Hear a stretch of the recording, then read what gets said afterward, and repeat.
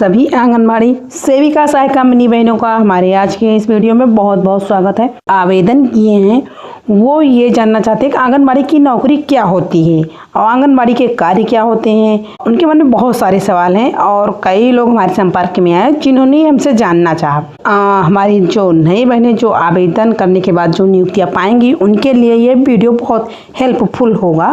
के दौरान अभी जब नई नियुक्तियाँ हो जाएंगी तब बहुत तेज़ी से सेंटरों की चेकिंग होगी। आगामी दिनों में ये वीडियो सभी के लिए बहुत ही हेल्पफुल होने वाली है। अगर आप हमारे चैनल पर पहली बार हैं तो प्लीज़ चैनल को सब्सक्राइब करके नोटिफिकेशन बेल पर क्लिक ज़रूर कर देना, क्योंकि हम आप ही की तरह एक आंगनबाड़ी वर्कर ही हैं। तो चलिए, आंगनबाड़ी क्या होती हैं, आंगनबाड़ी के क्या कार्य होते हैं, आंगनबाड़ी की नियुक्ति कैसे होती है, योजना कब से चल रही है, कब से ये स्टार्ट हुआ। ये सन 1975 में भारत सरकार की तत्कालीन प्रधानमंत्री इंदिरा गांधी द्वारा 1975 में एकीकृत बाल विकास सेवा योजना चलाई गई थी, जिसका उद्देश्य गरीब बच्चों के स्वास्थ्य, भूखमरी, कुपोषण को दूर करना था। इस योजना के अंतर्गत ग्रामीण क्षेत्रों में इन बच्चों के विकास के लिए आंगनबाड़ी केंद्र खोलने की शुरुआत की गई। आंगनबाड़ी का अर्थ है आंगन मतलब आश्रय।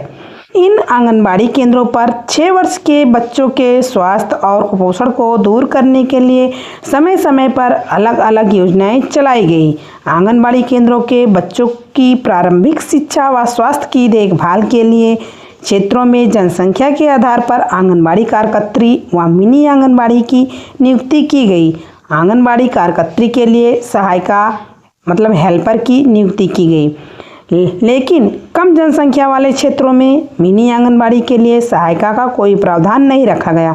अब कम संख्या वाले क्या चीज़ होती है, बहुत से लोग पूछेंगे कम जनसंख्या से क्या मतलब।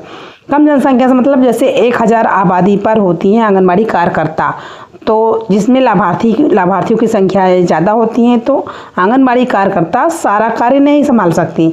बच्चों को बुलाना, बच्चों को बुलाने से लेकर पढ़ाने से लेकर बच्चों को घर तक छोड़ना और सारे रजिस्टर मेंटेन करना, अब तो ऑनलाइन कार्य हो गए हैं वो भी करना। तो इसलिए सहायिकाएँ जो होती थी वो बच्चों को बुलाकर लाती थी और केंद्रों की साफ सफाई करती हैं, बच्चों को छोड़ने जाती है लास्ट में।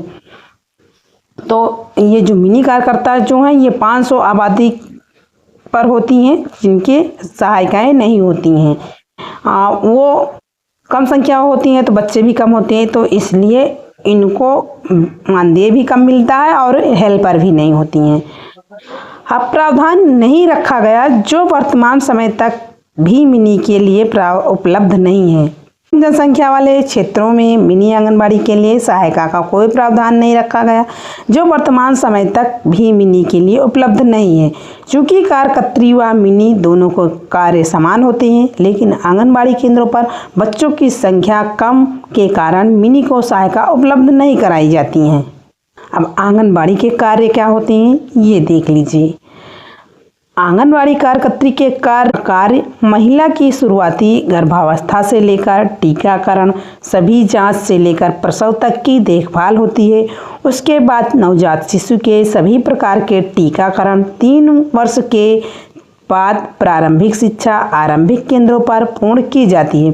चूँकि नई शिक्षा नीति के तहत अब आंगनबाड़ी केंद्रों की प्रारंभिक शिक्षा को प्री प्राइमरी का दर्जा दिया जा चुका है, इसीलिए अब निम्न व मध्यम वर्ग के लोगों को अपने ननिहालों को प्ले स्कूल में एडमिशन की आवश्यकता नहीं पड़ेगी। 3 वर्ष के बाद आंगनबाड़ी केंद्रों में ही पंजीकरण के बाद सीधे प्राथमिक विद्यालय में बच्चों को एडमिशन हो जाएगा। योजना की शुरुआत में आंगनबाड़ी कार्यकर्त्री के मुख्य कार्यों में निम्न सेवाएं क्या थीं, क्योंकि अब इतने नहीं रह गई, इससे ज़्यादा बढ़कर कार्य और हो गए हैं। स्वास्थ्य जांच, टीकाकरण, वृद्ध निगरानी, शाला पूर्व शिक्षा, संदर्भ सेवाएं, पूरक पोषाहार, ये मेन चीज़ें हैं जो आंगनबाड़ी कार्यकर्त्री के हैं। योजना के शुरुआती समय में आंगनबाड़ी कार्य सीमित थे, जिसमें आंगनबाड़ी केंद्र में बच्चों की शिक्षा से लेकर बच्चों की गतिविधियां के विकास पर ध्यान दिया जाता है।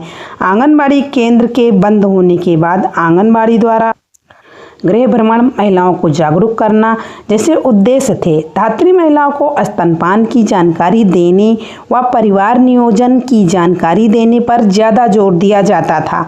वर्तमान समय में आंगनबाड़ी के कार्यों को बहुत ज़्यादा बढ़ा दिया गया है। आंगनबाड़ी के बढ़ते कार्यों की विस्तृत जानकारी अगले लेख द्वारा दी जाएगी। सहायिका के कार्य क्या होते हैं?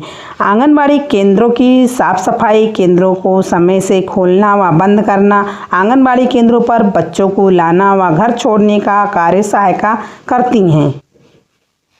अब मिनी आंगनबाड़ी कार्यकर्ता के क्या कार्य होते हैं ये भी देख लीजिए। आंगनबाड़ी कार्यकर्त्री व मिनी आंगनबाड़ी कार्यकर्त्री की निगरानी व आंगनबाड़ी कार्यों की जांच की रिपोर्ट के लिए सुपरवाइजर मुख्य सेविका की नियुक्ति की जाती है। जो मुख्य सेविकाएं होती हैं उनका मानदेय नहीं होता, वो हम लोग तो मानदेय से भी हैं लेकिन वो लोग वेतनभोगी हैं। जिले के हर शहरी या ग्रामीण क्षेत्रों में आंगनबाड़ी केंद्रों का संचालन किया जाता है। इन आंगनबाड़ी केंद्रों का संचालन आंगनबाड़ी कार्यकर्त्री व मिनी आंगनबाड़ी कार्यकर्त्री के द्वारा किया जाता है।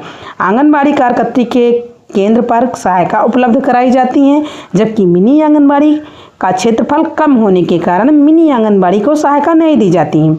देखा जाए तो यह योजना की शुरुआत केंद्र सरकार द्वारा की गई है, लेकिन इस योजना में कार्यरत आंगनबाड़ी पदों पर नियुक्ति राज्य सरकार द्वारा की जाती है। देश के अलग अलग राज्यों में आंगनबाड़ी के पदों पर नियुक्ति अलग अलग समय पर होती है। आंगनबाड़ी के पदों पर अलग अलग राज्यों की नियमावली भी एक समान नहीं है और मानदेय भी एक समान नहीं है। अब उत्तर प्रदेश में आंगनबाड़ी के पदों पर नियुक्ति के लिए योग्यताएं क्या होती? यूपी सरकार द्वारा वर्ष 2021 के नोटिफिकेशन के आधार पर आंगनबाड़ी के पदों पर भर्ती के लिए आंगनबाड़ी कार्यकर्त्री व मिनी आंगनबाड़ी के पदों के लिए न्यूनतम योग्यता हाई स्कूल मांगी गई थी, जबकि आंगनबाड़ी सहायिका के लिए न्यूनतम योग्यता 5वीं पास मांगी गई थी। आंगनबाड़ी भर्ती हेतु दस्तावेज। पहले आंगनबाड़ी के नियुक्ति के लिए कौन कौन से दस्तावेज लगते हैं? निवास प्रमाण पत्र होते हैं, जात प्रमाण पत्र होते हैं, सामान्य की स्थिति में नहीं होने चाहिए, सामान्य की स्थिति में नहीं। आय प्रमाण पत्र, EWS की श्रेणी में आवेदन करने वाली आर्थिक रूप से कमजोर प्रमाण पत्र, बैंक की पासबुक, आधार कार्ड। आंगनबाड़ी भर्ती के लिए आवेदक के लिए महत्वपूर्ण निर्देश। आवेदक सिर्फ अपने अस्थायी निवास के अंतर्गत क्षेत्र में ही रिक्त पद पर आवेदन कर सकता है। निवास प्रमाण पत्र आवश्यक है। आवेदक उत्तर प्रदेश का निवासी होना चाहिए। आरक्षित पद पर संबंधित आवेदक ही आवेदन कर सकता है। आरक्षित पद के लिए आवेदन हेतु आवेदक के पास संबंधित दस्तावेज होने अनिवार्य है। जात प्रमाण पत्र, आर्थिक रूप से कमजोर वर्ग प्रमाण पत्र होना चाहिए। शहरी क्षेत्र के लिए आय 56,400 का होना चाहिए, ग्रामीण क्षेत्र के लिए 46,800 का। आंगनबाड़ी की नियुक्ति कुल आवेदन पर जिला स्तर से मेरिट के आधार पर होगी। तलाकशुदा विधवा महिला को प्राथमिकता दी जाएगी। आवेदक की आयु 21 से 45 वर्ष के बीच नहीं है, अब 18 से 35 वर्ष रखी गई है। अब की वाली जो 2021 में जो भर्तियां हुई थी उसकी मैं बात कर रही हूँ। जो इस टाइम इसकी नियुक्तियां चल रही हैं 25 में जो चल नहीं रहा है तो वो 18 से 35 वालों का हो रहा है, से 45 वालों का नहीं हो रहा है। मेरिट स्नातक के आधार तक बनाई जाएगी। 62 वर्ष पूर्ण होने पर आंगनबाड़ी की सेवाएं स्वतः समाप्त हो जाएंगी। तो आज की न्यूज बस यहीं तक। वीडियो ज़्यादा लंबा हो जाएगा, तो अगर कोई डाउट हो तो आप लोग कमेंट जरूर कीजिएगा। वीडियो देखने के लिए आप लोगों का धन्यवाद। Thank you.